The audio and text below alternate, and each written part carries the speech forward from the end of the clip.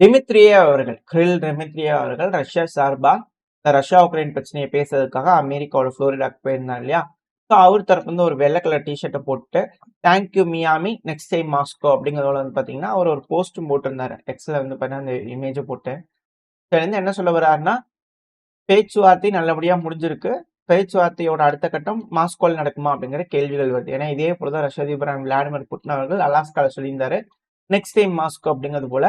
So ரஷ்யாவோட கேபிட்டலான மாஸ்கோல அடுத்த meeting நடந்து இந்த அமைதி ஒப்பந்தம் எட்டப்படுமா அப்படின்ற கேள்விகள் இருக்கு. ஸோ பேச்சுவார்த்தை அப்படிங்கிறது ஒரு நல்ல ட்ராக்ல தான் போகுது அப்படிங்கிறதுக்கான ஒரு உதாரணம் இந்த ஒரு இமேஜா நம்ம வச்சுக்கலாம், இந்த ஒரு போஸ்டா வச்சுக்கலாம்.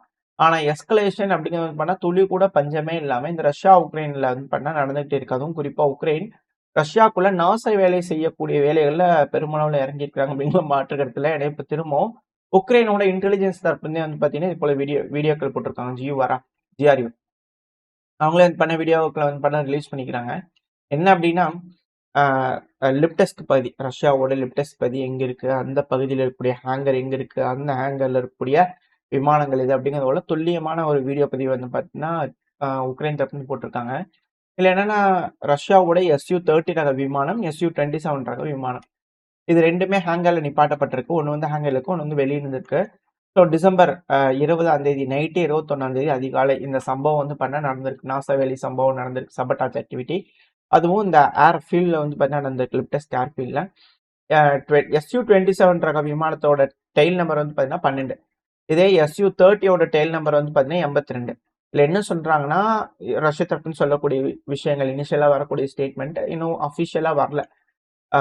உக்ரைன் தரப்பு வந்து எக்ஸ்பென்ஸான விமானங்களை நாங்க கொளுத்தி விட்டோம், சேதங்களை ஏற்படுத்திட்டோம் அப்படிங்கிற உக்ரைன் தரப்புன்னு சொல்றாங்க. பட் ஆனால் இந்த SU-27 ரக விமானம் இருக்கு இல்லையா, டெயில் நம்பர் 12, ஸோ அது வந்து பண்ணா அவுட் ஆஃப் சர்வீஸா இருக்கக்கூடிய ஒரு விமானம்.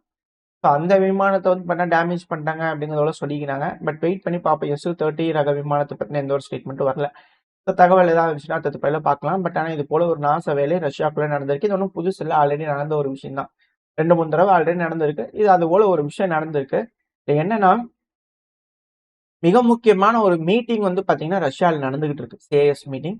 ஸோ அந்த டைம்ல இது போல தொடர்ந்து நாச வேலை அப்படிங்கிறது வந்து பாத்தீங்கன்னா மிக பெரும் சர்ச்சையா இருக்கு. அதான் அமைதி பேச்சுவார்த்தை நடந்துட்டு இருக்கு. அந்த சமயத்துல இதுவும் நடக்குது அப்படிங்கிறது போல மிக பெரும் அளவுல கேள்விகள் வந்துகிட்டு இருக்கு.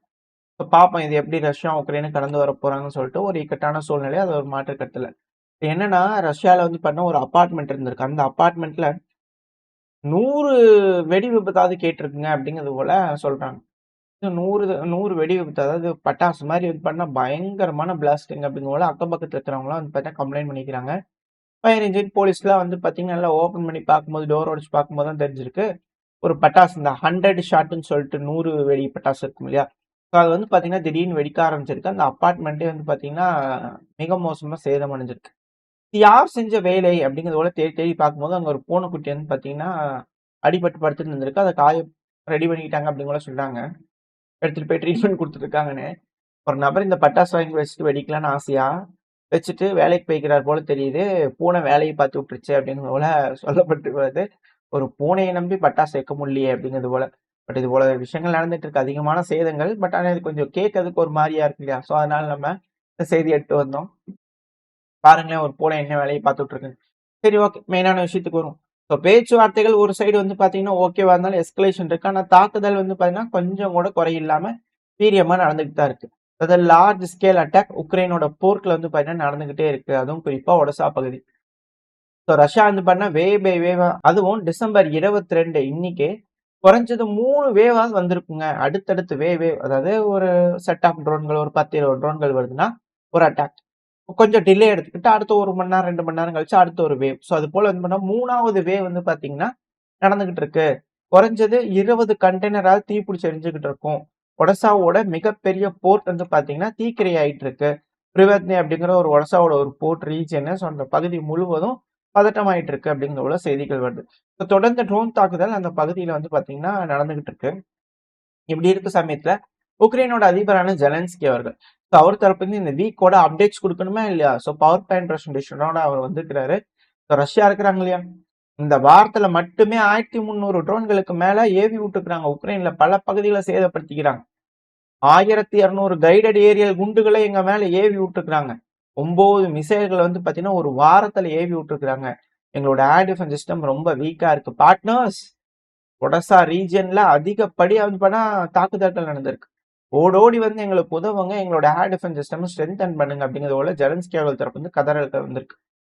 இப்போ மேற்கு நாடுகள் என்ன மாதிரியான உதவிகள் செய்ய போறாங்கன்றது பார்த்தோம்னா, இப்போ எஸ்கலேஷன் தாக்குதல் அதெல்லாம் எந்த ஒரு குறைவு இல்லாமல் நடந்துகிட்டு இருக்கு. இப்படி இருக்கும் சமயத்தில் தான் ரஷ்யாவில் நான் சொல்லியிருந்தேன் இல்லையா meeting CIS summit Commonwealth independence state. அந்த மீட்டிங் வந்து பார்த்தீங்கன்னா இன்ஃபார்மல் மீட்டிங் வந்து பண்ண நடக்குது. இல்லை Armenia, Azerbaijan, Belarus, Kyrgyzstan, Kazakhstan, இந்த நாடுகள்லாம் இருக்காங்க. நார்மலாக தெரியும் இல்லையா, சென்ட்ரல் ஏஷியன் நாடுகள். ஸோ அவங்க எல்லாருமே இருக்காங்க. தஜிகிஸ்தான் இவங்க எல்லாருமே இருக்காங்க. அவங்க வந்து பார்ட்டிசிபேட் பண்ணிக்கிறாங்க. இதுல என்னன்னா அர்மேனியா வந்துருக்காங்க, அசர்பைஜான் வரல.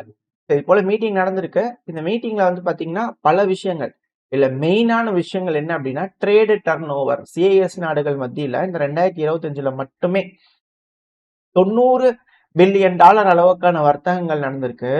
இதுல ஹைலைட் என்ன அப்படின்னா 96% நேஷனல் கரன்சிஸ்ல செட்டில்மெண்ட் நடந்திருக்கு. அதாவது அவங்க பணத்துல வந்து பாத்தீங்கன்னா செட்டில்மெண்ட் நடந்திருக்கு. இந்த பிரிக்ஸ் கான்செப்ட் வந்து பாத்தீங்கன்னா சென்ட்ரலைசேஷன் நாடுகள் அமல்படுத்திட்டாங்க. இதுதான் இதுல இருக்கக்கூடிய மிகப்பெரும் அளவுல ஹைலைட். அந்த விஷயங்கள் வந்து பாத்தீங்கன்னா இப்ப ரஷ்ய அதிபர் விளாடிமிர் புட்டின் அந்த மீட்டிங்ல பேசிட்டு இருக்காரு. இது கூட இன்னும் நிறைய விஷயங்கள், நம்ம மெயினான விஷயங்கள் மட்டும் ஒரு 2 பாயிண்ட் மட்டும் உங்களுக்கு சொல்லியிருக்கேன். இது போல வந்து பாத்தீங்கன்னா டி டாலரைசேஷன், டி ஈரோ அப்படிங்கிறது எந்த ஒரு டிலேயுமே இல்லாம அது பாட்டுக்கு ஸ்மூத்தா ஒரு ப்ராசஸ்ல போயிட்டு இருக்கு அப்படிங்கிற மாற்று கருத்துல. இப்படி இருக்கும் நேரத்துல யூரோப்பியன் யூனியன் வெர்சஸ் அமெரிக்கா அதுல வந்து பாத்தீங்கன்னா இப்ப ஃப்ரிக்ஷன் ஏற்பட்டிருக்கு இல்லையா. இல்ல டென்மார்க் தரப்பு வந்து பண்ண அமெரிக்காவோட அம்பாசிடர் சமன் பண்ணிக்கிறாங்க. டென்மார்க்கு அலோகேட் பண்ணிருப்பாங்க இல்லையா, அமெரிக்க தரப்பு ஒரு அம்பாசிடர். இப்போ வாங்கும்போது நம்ம பதில் சொல்லிப்போங்க, என்னங்க அவங்க தலைவர் எதுக்குங்க கிரீன்லாண்டுக்கு போய் என்வாய் அப்பாயின் பண்ணிக்கிறாரு? கிரீன்லாந்து எங்க பகுதிங்க, அதுக்கு எதுக்குங்க என்வாயி வந்து பதில் சொல்லுங்க அப்படிங்கிற அவங்க தரப்புன்னு கேட்டுக்கிறாங்க. என்னன்னா டென்மார்க் தரப்புன்னு முன்னாடி சொல்லியிருந்தாங்க, இந்த உக்ரைனுக்கு வந்து பாத்தீங்கன்னா போர் நடந்துகிட்டே இருக்கலாம், உக்ரைனுக்கு வேணுங்கிற ட்ரோன் ஃபேக்டரி எங்க நாட்டுல வச்சுக்கலாம், உக்ரைனுக்கு வேணுங்கிற மிசைலை எங்க நாட்டுல தயாரிச்சுக்கலாம், அதுக்கப்புறம் அதை எடுத்து போய் அவங்க யூஸ் பண்ணிட்டு அப்படிங்கிற பல்வேறு விஷயங்கள் இந்த மைட் பெட்ரிக்சன் அவர்கள் பேசியிருந்தாங்க. இப்ப வந்து அதே டைம்ல இன்னொன்னு சொல்லியிருந்தாங்க, இது போல கிரீன்லாந்துல கை வைக்கிறாங்க அப்படின்னா ரஷ்யா கிட்ட உதவிகள் கேட்கலாம் அப்படிங்கிறது போல. புரியுதுங்களா? சோ இப்போ வந்து யாரு கூட எதிர்த்துக்கிட்டு இருந்தாங்களோ இப்ப அவங்க கூடயே போய் உதவிகள் கேட்க வேண்டிய சூழ்நிலைக்கு தள்ளப்பட்டாங்களா அப்படிங்கிற கேள்விகள் வருது. பார்ப்போம். தேவதூதரான ட்ரம்ப் அவர்களுக்கு இதுக்கு பதில் சொல்ல தெரியாதா? ஏதோ ஒரு நியாயம் இருக்குமா இருக்கும் இல்லையா? என்ன விதமான நியாயங்கள் அவங்க தரப்புன்னு தராங்க அப்படிங்கிறது பார்த்துடலாம். இதுல என்னன்னா இது ரஷ்யா உக்ரைன் பிரச்சனை இருக்கக்கூடிய ஹைலைட். இப்போ உலகமே அப்படி சொல்றதை விட இஸ்ரேலே வந்து பாத்தீங்கன்னா அப்படியே எட்டி பார்த்துட்டு இருக்காங்க அப்படின்னா ஒரு நாடு ஈரான். ஈரான் மிகப்பெரும் அளவுல மிசைல் ட்ரில் வந்து பாத்தீங்கன்னா ஈரான் ஃபுல்லா பண்ணிட்டு இருக்கிறாங்க. அவங்க நாட்டுல அவங்க ட்ரில் பண்றாங்க. காத்தால கூட நம்ம பார்த்துருப்போம் இல்லையா, அது போல மிசைல் ரீபில்ட் பண்ணிட்டாங்க, அதை செஞ்சுட்டாங்க, எப்படி பண்ணிட்டாங்க அப்படிங்கிறத டிசம்பர் 29 கூட புளோரிடால வச்சு நெத்தன்யாகு அவர்கள் அமெரிக்காவோட பேச போறாங்க. மேபி ஈரான் மேல இன்னொரு தாக்குதல் பண்றதுக்கு திட்டங்கள் இருக்கலாம் அப்படிங்கிறது போல பேச்சுக்கள் அடிபட்டுக்கிட்டு இருக்கு இல்லையா. ஸோ அதுக்கான காரணங்கள் இதுவா அப்படின்ற கேள்விகள் இருக்கு. அது கெர்மாஷ் பகுதி, சிராஸ் பகுதி, ஈரான்ல பல பகுதிகள் ஈரானோட ஃபைட்டர் ஜெட்ஸ்லாம் ஹெவி ஆக்டிவா இருக்கு அப்படிங்கிற இமேஜஸ், வீடியோஸ், ஃபுட்டேஜஸ் நிறைய வந்துகிட்டு இருக்கு. ஹெவியான மிசைல் ட்ரில் வந்து பாத்தீங்கன்னா மேசிவான ட்ரில் ஈரான் தரப்பு பண்ணிக்கிறாங்க. நான் ரெடி ஆகிட்டேன் வாங்கடா பாத்துக்கலாம் அப்படிங்கிறது போல ஈரான் தரப்பு வந்து ரெடியா இருக்கிறாங்க. காலைல சொன்ன மாதிரிதான் மிசைல் மலையில் தனைய தயாரா அப்படிங்கிறது போலதான் ஈரான் தரப்பு வந்து கேட்டுக்கிட்டு இருக்காங்க. ஸோ மிடில் ஈஸ்ட்ல வந்து பாத்தீங்கன்னா பதட்டங்கள் அப்படிங்கிற குறைவில்லை. இதுல என்னன்னா லின்சே கிரஹாம் அவர்கள் அமெரிக்காவோட ஒரு செனட் காலில இருந்து பார்த்தேன், இவர்கிட்ட நிறைய கேள்வி கேட்டாங்க. நிறைய விஷயங்கள் ஒரு தரப்பு பதில் இருந்து அம்மா சொந்தடி சாமே ஆகலீங்க, அவங்க ரீயாமாகறாங்க, அப்புறம் அடிக்கத்தானே செய்வாங்க, அப்புறம் எப்படி பண்ணுவாங்க, பல விஷயங்கள் வந்து பண்ண அவர் தப்புன்னு பேசிட்டு இருக்காரு. இதுல இன்னொரு விஷயம் என்னன்னா எங்க தலைவரே F-35 வந்து இந்த மிடில் ஈஸ்ட் நாடுகள், அரபுலக நாடுகளுக்கு தரலாங்களா, உங்களோட கருத்துக்கள் என்ன அப்படின்னு கேட்டதுக்கு சவுதி அரேபியாவுக்கு தரலாங்க, எனக்கு அது ஓகே, எனக்கு அது ஏற்புடையதா இருக்கு. ஆனா இந்த துருக்கிக்கு தராங்க பாத்தீங்களா, அது ஒரு மிஸ்டேக், அது ஒரு பெரிய தவறு, அது தரவே கூடாது அப்படிங்கிறது போல வந்து பாத்தீங்கன்னா லின்சே கிரஹாம் அவர்கள். ஏனோ தெரியல, இந்த துருக்கி வந்து பாத்தீங்கன்னா நாட்டோல இருக்கக்கூடிய ஒரு நாடுதான், பட் இருந்தாலும் வேற கண்ணுல பாக்குறதுனாலதான் இப்போ ரஷ்யாவோட வந்து பாத்தீங்கன்னா எதுவுமே செய்ய முடியல. ஸோ எல்லாம் ஒண்ணா வச்சு பார்த்துட்டு எல்லாம் பண்ணிட்டு இருந்தாங்கன்னா பிரச்சனை இல்லை. ஏன்னா துருக்கிக்கு அவங்க கொடுத்தாங்கன்னு வச்சுக்கோங்க, கிரீஸ் அந்த சைடில் இருக்கிற நாடுகளை வந்து பண்ணா காவுட்டுருவாங்க. ஸோ இது போல சிக்கல்கள் அமெரிக்காக்கு எல்லா பிராந்தியத்திலயும் இருக்கத்தான் செய்யுது அப்படிங்கிற மாற்று கருத்துல. ஸோ பாவம், துருக்கியோட வந்து பாத்தீங்கன்னா நாட்டோல இருந்தாலுமே துருக்கியோட எதிர்ப்பா இருக்கக்கூடிய ஒரு மனநிலை தான் அமெரிக்காக்கு இருக்க வேண்டியதா இருக்கு. ஸோ இந்த ஒரு காலத்துனால நாட்டோலயே ஒற்றுமை இல்லை அப்படின்னு போல சொல்றாங்க. அடுத்து அப்படியே நம்ம ஆப்பிரிக்காவுக்கு வந்துட்டோம்னா எத்தியோட டிஃபென்ஸ் இன்ஜினியரிங் வந்து பார்த்தீங்கன்னா கார்பரேஷன் தரப்புல செய்திகள் வந்திருக்கு. அதாவதுங்க கம்ப்ளீட்டா நம்ம ராணுவத்தை காம்பேட் ரெடி பண்ணியாச்சு.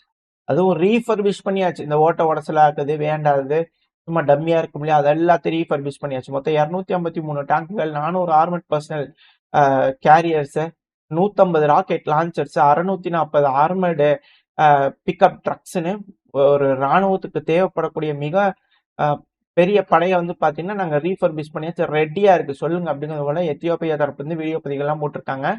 எதுக்குங்க சொமாலியாவா இல்லை அந்த பகுதியில சவுத் சூடானா? ஏன்னா அந்த ரீஜனே வந்து பார்த்தீங்கன்னா ரொம்ப வயலண்டா இருக்கு. ஸோ பாப்ப என்ன நடக்கும்போது எத்தியோப்பியா ரெடியா இருக்கிறாங்க. எல்லா பகுதியிலும் பிரச்சனைகள் முடியுதுன்னா அப்புறம் இங்க ஆரம்பிச்சிருவாங்க அப்படின்ற கேள்வி இருக்கு. At the same time Thailand கம்போடியாக்கு வந்துட்டீங்க அப்படின்னா தாய்லாந்து வந்து பண்ணா தொடர்ந்து ராக்கெட் லான்ச்சர்ஸ் ஏர் ஸ்ட்ரைக்குன்றது வந்து பண்ணா கம்போடியா மேல தாய்லாந்து தரப்பு வந்து பண்ணிக்கிட்டே இருக்கிறாங்க. பல பகுதிகளில் முன்னேறிட்டு இருக்கிறாங்க. சில பகுதிகள் மக்கள் வாழும் பகுதி டிஸ்பியூட்டட் டெரிட்டரிஸ்லாம் இல்லாதெல்லாம் தாய்லாந்து வந்து கட்டுப்பாட்டுகள் எடுத்துக்கிட்டு இருக்காங்க அப்படிங்கிற வீடியோ பதிவுகளாக வருது பார்க்குறோம். இல்லை என்னன்னா தாய்லாண்டோட ஒரு ரிக்கானிசான் விமானம், அந்த விமானம் ரிக்கானிசான் ட்ரோன்கள், அதிகப்படியான ட்ரோன்கள் வந்து பார்த்தீங்கன்னா கம்போடியா தரப்பு வந்து டவுன் பண்ணிக்கிட்டு இருக்காங்க. இந்த மென்சே ப்ராவின்சஸ் பகுதியில் வந்து டவுன் பண்ணிக்கிறோம் அப்படின்னு சொல்லிக்கிறாங்க. ஆல்ரெடி இஸ்ரேலோட ஒரு ட்ரோனை டவுன் பண்ணோம் அப்படிங்கிறது போல நம்ம வீடியோ பதிவுகள் பார்த்தோம் இல்லையா. ஸோ இந்த ரிக்கானிசான் கண்ட்ரோல் அப்படிங்கிறது வந்து பார்த்தீங்கன்னா இப்போ வரைக்கும் டாமினன்ஸ் வந்து பண்ண தாய்லாந்துக்கு கிடைக்கல அப்படிங்கிறது மட்டும் புரிஞ்சுக்கலாம். ஏன்னா ஒன்ஸ் அதை எடுத்துட்டாங்க அப்படின்னா ரஷ்யா உக்ரைன் பிரச்சனையில உக்ரைன் வீழ்ச்சிக்கான காரணமே ரஷ்யாவோட இந்த ரிக்கானிசான் ட்ரோன்களோட கட்டுப்பாடு தான். இந்த கம்ப்ளீட் கண்ட்ரோல்குள்ள உக்ரைன் வந்ததுனால தான் அந்த ஃப்ரண்ட் லைன் டவுன்ஸ்லாம் உக்ரைனால எதுவுமே செய்ய முடியல, எந்த ஒரு இனிஷியேட்டிவுமே கிடைக்கல அப்படிங்கிறத இதில் இருக்கக்கூடிய விஷயம். ஸோ ட்ரோன் கண்ட்ரோல் இப்போ வரைக்கும் தாய்லாந்து தரப்பு வந்து எடுக்க முடியல, தாய்லாந்து தரப்பு வந்து எடுக்க முடியல. இல்லை இன்னொரு விஷயம், தாய்லாந்து தரப்பு வந்து வரக்கூடிய செய்திகள் ஃபர்ஸ்ட் இது போல செய்திகள் வந்துச்சு, பெருசா அது யாரும் எடுத்துக்கல.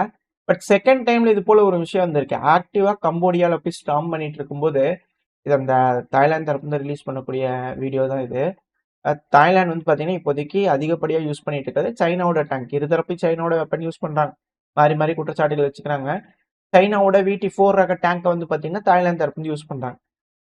கம்போடியாவை அட்டாக் பண்ணிட்டு இருக்கும்போது ஆக்டிவா என்கேஜ் பண்ணிட்டு இருக்கும்போது அந்த டேங்க் சுடும் போது இந்த பேரல் வழியா தானே போகும், அதை பேஸ் பண்ணி தான் துல்லியத்தன்மை இருக்கும். அந்த பேரல் வந்து பார்த்தீங்கன்னா வெடிச்சிருச்சு, இதனால அங்கே இருக்கக்கூடிய டேங்க் உள்ள டேமேஜ் ஆகி இன்ஜுரி ஆயிருக்காங்க அப்படிங்கிற செய்திகள் வருது. ஸோ அந்த பேரல் வந்து பார்த்தீங்கன்னா ரொம்ப முக்கியம். ஒரு டேங்க்குக்கு அதோட மூக்கு பேரல் தான் ரொம்ப இம்பார்ட்டன்ட். பட் அந்த பேரல் வந்து பார்த்தீங்கன்னா நார்மலாக யூஸ் பண்ணிட்டு இருக்கும்போதே வெடிக்குது, 2-3 ஷாட்லேயே வெடிக்குது அப்படிங்கிறதோட சொல்றாங்க. ஸோ இதனால சைனாவோட ஆயுதங்கள் மேல இருக்கக்கூடிய நம்பகத்தன்மை மேலும் வந்து பார்த்தீங்கன்னா குறைஞ்சிட்டு தானே இருக்கு அப்படிங்கிற போல இருக்கு. ஏன்னா ஒரு டேங்க் ஏதோ ஒரு இன்சிடென்ட் 2 இன்சிடென்ட் நடக்கலாம், இது போல வந்து பார்த்தீங்கன்னா நடக்குதா அப்படிங்கிற போல கேள்வி இருக்கு.